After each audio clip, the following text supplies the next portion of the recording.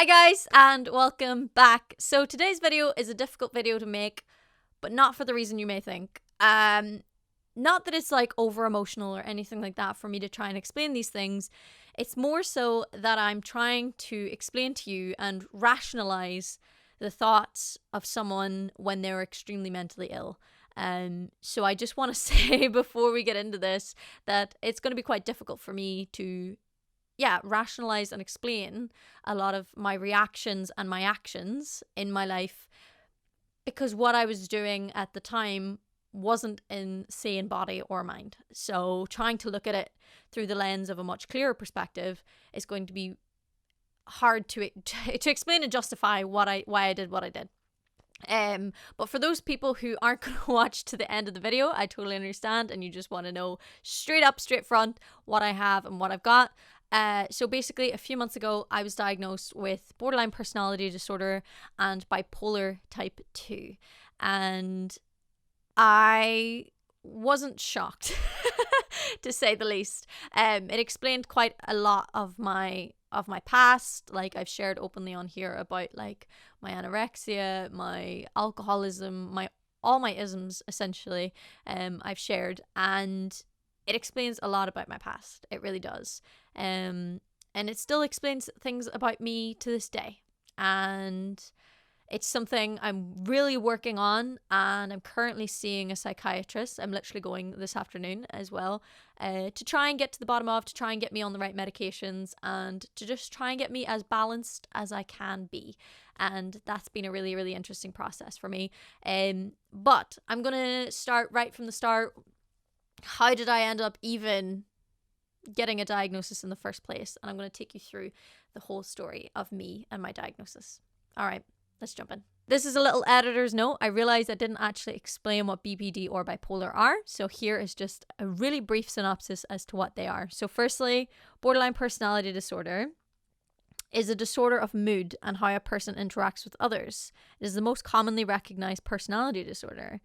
So symptoms of BPD: emotional instability, disturbed patterns of thinking or perception, impulsive behavior, and intense but unstable relationships with others. So that's the rundown on borderline personality disorder. So now we're on to bipolar 2. Most people are familiar with bipolar 1, so I won't really go into in depth about that, but bipolar 2 is a form of mental illness. Bipolar 2 is similar to bipolar 1 disorder, with moods cycling between high and low over time. However, in bipolar 2 disorder, the up moods never reach full-blown mania. The less intense elevated moods in bipolar 2 disorder are called hypomanic episodes or hypomania. A person affected by bipolar 2 has had at least one hypomanic episode in their life. Most people with bipolar 2 disorder suffer more often from episodes of depression. This is where the term manic depression comes from. In between episodes of hypomania and depression, many people with bipolar 2 disorder typically live normal lives. So that's a nice little ending. Another editor's note that I feel is important to include is the fact that I'm not an expert. I'm literally just somebody who has gone through this process and experienced this process through their own lens and their own eyes, and this has been my lived experience. Again, not an expert in any of this, just a person who's lived through it. So just like my alcoholism, it wasn't like my worst time drinking that made me go and get sober. It was the exact same thing with my mental health. It wasn't my worst ever episode that made me go and get psychiatric help. So essentially, because I don't want to give too many details, because I've set a boundary with myself that nowadays I don't share about the people in my life for fear of oversharing and saying things about them that maybe are not true. And that's literally because of the diagnoses I received. So I don't talk about my friends, my families, my loved ones, that kind of way. As to try and give them some privacy, because just because I share my life online doesn't mean that they do. So I will explain one of the bigger stories as to why I should have got a diagnosis, maybe like my worst part of my life that I should have gone and figured it out, but I didn't, because the most recent one isn't the most interesting one as to prime examples of why I got diagnosed with what I have. So basically, recently, it was a couple months ago, and I I basically set fire to my personal life, is the best way I can describe it. So essentially, everybody that I loved in my life, I kicked out of my life.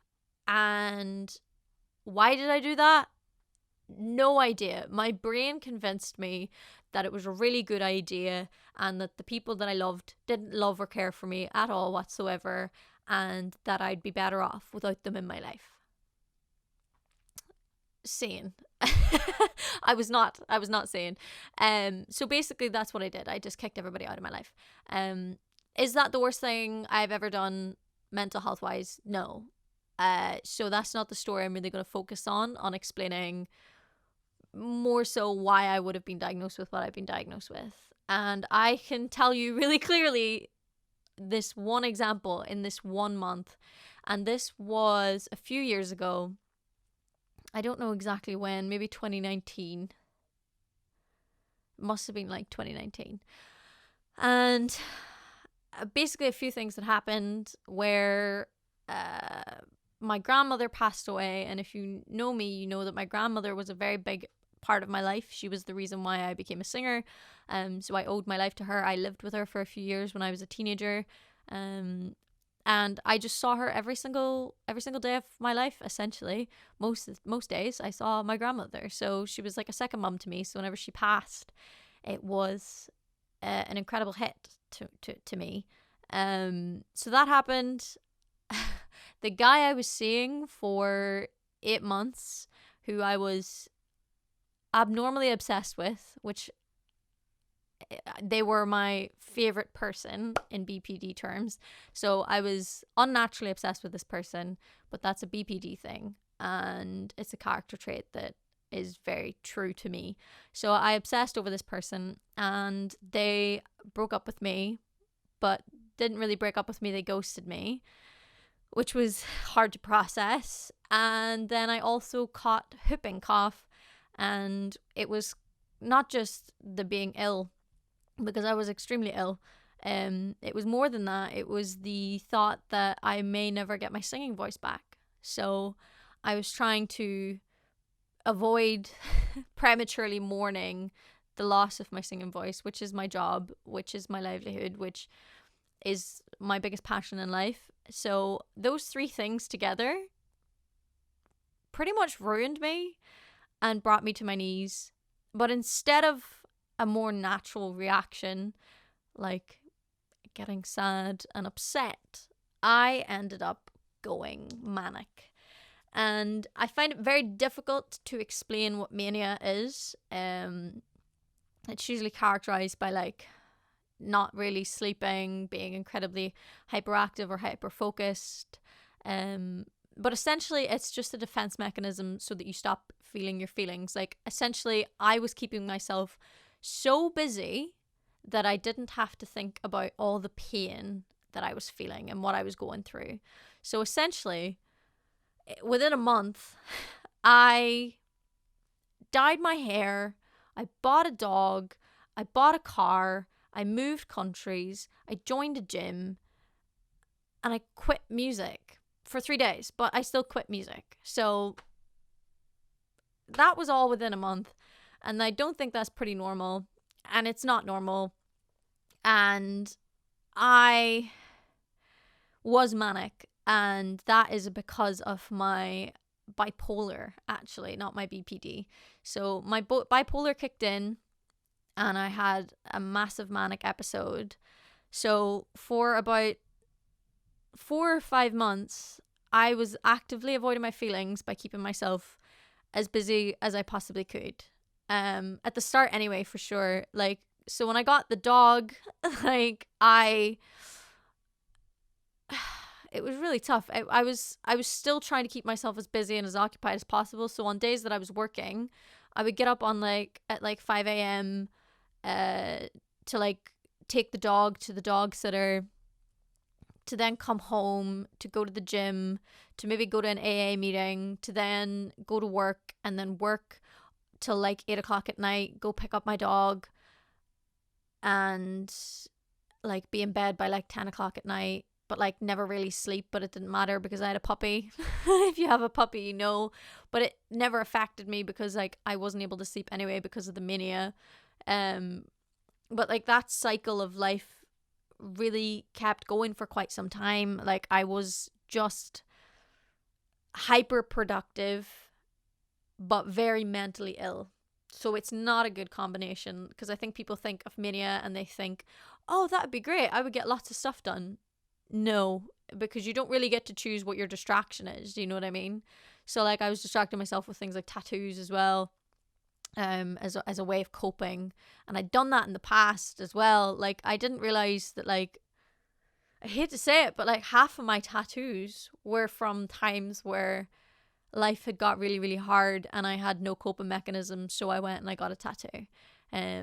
It's only now through the lens of being able to look back and objectively look at it with the knowledge of having a diagnosis that I can see that those decisions were made when I was mentally ill and not when I was in sound body and mind. So basically, yeah, I ended up moving home to Ireland for a while, and that was actually probably one of the best things that I could have done when I was manic, because it meant that my parents essentially had to look after me. I couldn't drive, so I wasn't able to do anything reckless. I was just basically under supervision for the whole time. And after a few months, I managed to calm down and get my feet back on the ground. And I knew that it wasn't normal, but instead of having any sympathy for myself, I just really beat myself up about it and was just really upset and annoyed. But I knew that I needed to go and get a diagnosis at some point.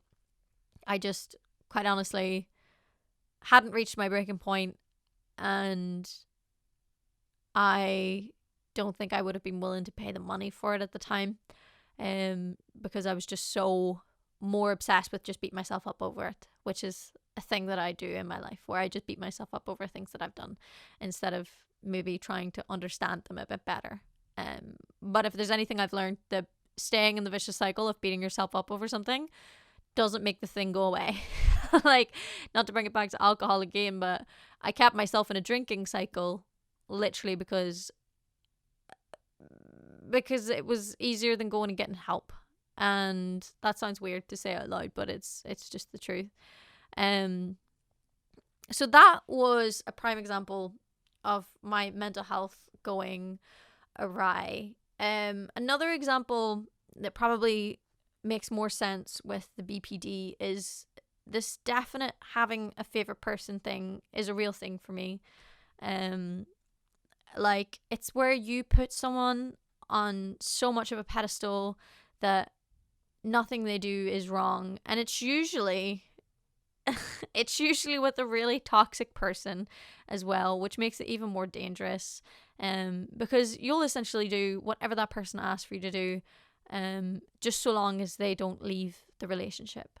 And in my past, it's led me into some pretty dark and painful relationships and some extremely toxic and emotionally abusive scenarios, and it's not something I'm proud of, but at least now I have the understanding to know that it was just me putting somebody on a pedestal, essentially, when I shouldn't have.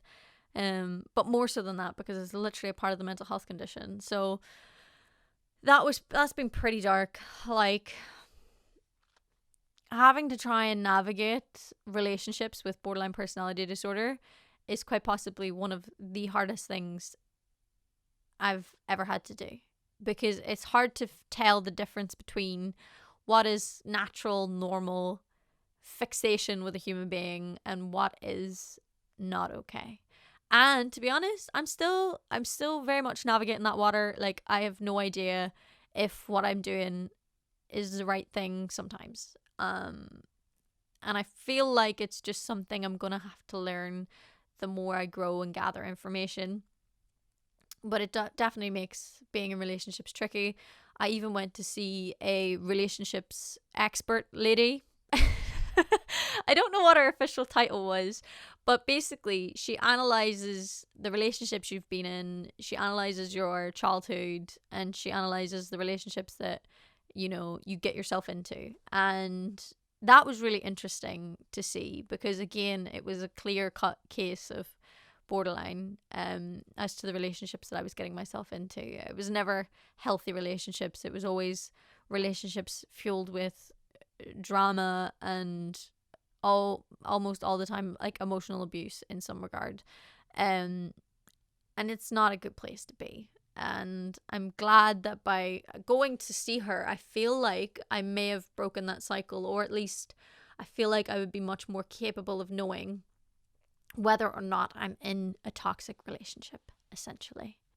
So the hows. How did I get my diagnosis? Because I posted about this on my TikTok account, and the amount of people that didn't know how easy it was to get a psychiatrist blew my mind, because I also did not know how easy it was to get a psychiatrist. Not if you're going through the NHS, by the way. That is a very difficult process, and that's why I didn't opt for the NHS. I got very lucky, and someone very dear to me paid for my diagnosis. They could clearly see I was on my knees with my mental health again, and they helped me out, and I'm to this day really, really grateful, because the knowledge that I've gained from being able to get that diagnosis has been unmatched, and it explains so much about me as a person, and I'll never be able to repay them for just how amazingly kind that was. But basically, I went and I Google searched my little butt off for psychiatrists. So this is private psychiatrists, and I was trying to find somebody who was like affordable, which is very difficult whenever you're looking for a psychiatrist, I will say. Somebody who was affordable, someone that actually had their price on their website. Very hard to find. But also somebody who seemed incredibly qualified and seemed nice. I know that sounds so silly, but like I wanted somebody that seemed nice. And I managed to find a doctor. And I reached out to this person, obviously with no knowledge. I know nothing about the whole procedure, the process, or anything about getting a diagnosis. But on their website, they did mention about diagnosis calls or whatever, because this was COVID. So everything was done online, which was great, because where he was in the country, I would have had to travel, and I probably would have been more put off by going if I knew I had to travel so far, because it was like 5-6 hours away. And yeah, so I reached out, he called me, we had a very brief call, and he basically asked me like what's led me up to what's made me want to get my diagnosis now. And I explained briefly about what I did in my personal life, and he just basically said, oh, I think I know what you have already, but let's get booked in for our official call. So that was it. We booked in for an official call, and it was like, I think it was like 2.5 hours on the phone with the doctor over Zoom, and just going through my whole history, my past, my everything, my current situation, and him asking me a bunch of questions. That's probably from like the DSM-5 or whatever it's called, the big book of like mental illness. And I answered all the questions, and yeah, it came out that borderline personality disorder and bipolar type 2. Though on the positive side, he thinks that the bipolar is not currently active, so that's good. So it would seem to me that like it takes like quite a bit for my bipolar to be triggered, because I've had like the episode I told you, but I've had other episodes similar in the past, but it definitely takes a few dominoes getting knocked over before I fall into mania or fall into manic depression. Like it takes a lot. So he thinks that it's pretty dormant, and yeah, that it would take for me, I perceived it as him saying that it would take a lot for it to flare up again. So basically, I'm mainly dealing with the BPD side of things. And in some ways, I was shocked, because BPD is definitely demonized in society. Like, there's a lot of people that talk a lot of bad things about people who have BPD, and I get it, because we can act incredibly heartlessly, and we can be incredibly hard to manage. And the worst part about having BPD is it's only the people that I love that get affected the most. And it breaks my heart to know all the pain that I've put the people I love through. It breaks my heart even more because it was never intentional. It was always because I have this thing that I just didn't know I had. So I was relieved in a way to go, so it's not me. I have a thing. That's why I've acted the way that I've acted. So as much money as it was to get the diagnosis, I think it was like £370, I'm pretty sure, to get the diagnosis. It was probably the best £370 that I've ever spent in my life, you know, because it just made a massive difference to how I perceive my life now. And since then, I've been going to see my psychiatrist. So at the start, I went more, because I was still trying to we were still trying to figure out what we could do to manage my symptoms. So we were trying to put me on the right meds. And at the start, when you're going on meds, the jumps are pretty quick. You'll be on 5 milligrams, then 10 milligrams, then 20 milligrams. So I needed to be monitored by him, essentially. So I had to go more, which was a massive sting to the back pocket, I will say. Because I think per session, just because I know people are curious, not that I like talking about money, but it's £170 a session. And every single session you basically go over how you're doing, how you're coping on the meds, and I'm pretty sure I burped in that mic and I'm so sorry. How you're coping on meds and all of those kinds of things. So yeah, that's basically what you get for the money, but then you start spreading them out further, and it's all just about monitoring you on your medications to see how you're doing. And luckily, and this is where I feel extremely blessed, the medication that he put me on really has been working for me. I feel so much more stable. It's much rarer that I have an episode. And for me, an episode is where I just completely shut down as a person. And it could be from a simple no from someone I'm interested in. It's worse in relationships. It's if I was even dating someone and they said no to me for maybe going on a date, or they cancel a date or something like that, it is the end of the world. It is earth-shatteringly awful to me, and I'm not exactly sure why that is, but it's definitely got something to do with my fears of abandonment, which are a big part of BPD. But I've not had any episodes now for a while, and I feel like that is definitely because of the medication that I've been put on, and it just seems to be working incredibly well for me. And I feel very lucky, because I know some people go to psychiatrists, get their meds, and their meds just don't work. And it takes them a very, very long time to find the right medication. But for me, I got very lucky that the first meds he put me on were the meds that worked. So I've been manageable now for a few months. And that sounds really silly, but it's been a massive thing for me. To not have any meltdowns, to not have any episodes. It's a life that I'm not used to. And sometimes I do sit back and go, is this what the rest of the world has been feeling like for their entire existence? It feels like I'm playing the game of life on easy mode now. That's it. It just feels like I'm playing life on easy. And I'm like, is this how everyone feels? Is this how some people go their whole life? They don't feel like the world's gonna end because somebody said no to them? What? And it's been just the best feeling in the world to not feel emotionally volatile all the time.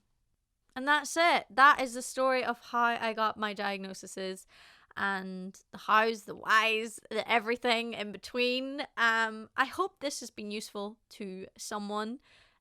Because like I said, when I shared this information on TikTok, a lot of people find it really useful. I got DMs from people saying that they went and they got a psychiatrist and they got their diagnosis, and that to me is absolutely amazing. So if this video can just help one person go and get that diagnosis that may potentially change their life, like mine has been changed, then I feel like I've succeeded by making this video. So I just hope it was helpful to that one person who needed to hear it. And yeah, I hope you're having a happy day and that the world is treating you the way you deserve. All right.